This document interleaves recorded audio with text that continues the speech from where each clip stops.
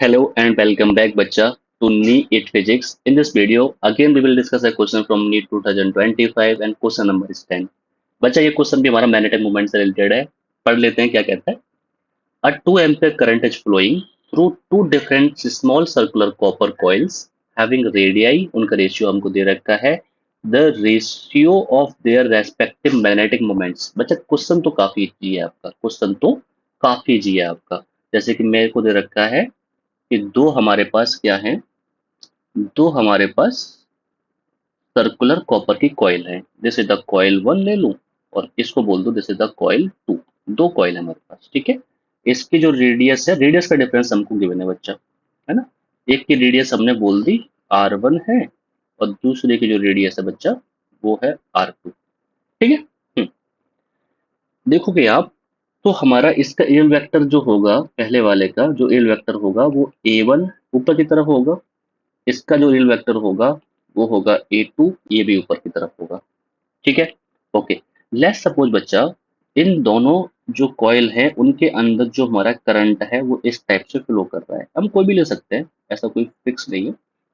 तो हमें पता है बच्चा राइट हैंड थंब रूल से जब तुम डायरेक्शन निकालोगे मैग्नेटिक मोमेंट की, मैग्नेटिक मोमेंट हमेशा कहाँ होता है, अपने सरफेस के परपेंडिकुलर होता है. कैसे निकालते हैं राइट हैंड थंब रूल से, करंट की डायरेक्शन में अपने फिंगर्स को कर्ल करते हैं, जब हमारा थंब पॉइंट आउट करता है that direction of magnetic moment. तो यहाँ जब आप फिंगर्स कर्ल करोगे करंट की डायरेक्शन में तो आपका मैग्नेटिक मोमेंट की डायरेक्शन जो आएगी बच्चा ऊपर की तरफ आ जाएगी. लेट्स सपोज पहला मैग्नेटिक मोमेंट है उसकी डायरेक्शन ऊपर की तरफ है जिसको हमने बोल दिया M1. दूसरा जो मैग्नेटिक मोमेंट है इसका उसको बोल दिया हमने M2, इसकी डायरेक्शन ऊपर की तरफ हो जाएगी, ठीक है. ओके, यहाँ से हम लोग इसको आगे सॉल्व आउट करते हैं. तो M1 और M2 का रेशियो हमको फाइंड आउट करना है, M1 vector and M2 vector का. तो हमें पता होता है कि जो हमारा ये होता है जिसमें जो करंट जाता है, हमारा करंट दोनों में 2 एम्पियर का ही जा रहा है ना. तो I इंटू A1 वेक्टर जो है उसका मैग्नेट वेक्टर और दूसरा हमारा हो जाएगा I इंटू A2 वेक्टर. यहाँ से ये I से I कट जाएगा बच्चा आपके लिए. पहला एरिया जो है वो हमारा हो जाएगा पाई R1 स्क्वायर, दूसरा एरिया हो जाएगा हमारा पाई R2 स्क्वायर. अगेन पाई से पाई हमारा कट जाएगा. यहाँ से बन जाएगा R1 अपॉन R2 का क्या, होल स्क्वायर. और देखोगे तो R1 और R2 का हमको रेशियो की मैंने बच्चा जो कि है 1/2 और इसका भी कर दोगे होल स्क्वायर तो यहाँ से आ जाएगा 1/4.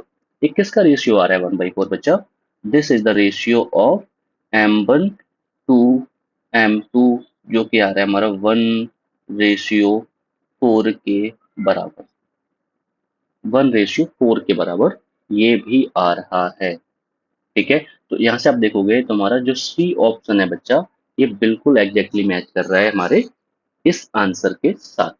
तो आई होप काफी इजी क्वेश्चन था ये बच्चा, आपको अच्छे से समझ में आ गया होगा. अगर समझ में आ गया तो इस वीडियो को लाइक कर दो, इस चैनल को कर लो सब्सक्राइब और इस वीडियो को अपने दोस्तों के साथ भी शेयर कर दो. Thank you so very much.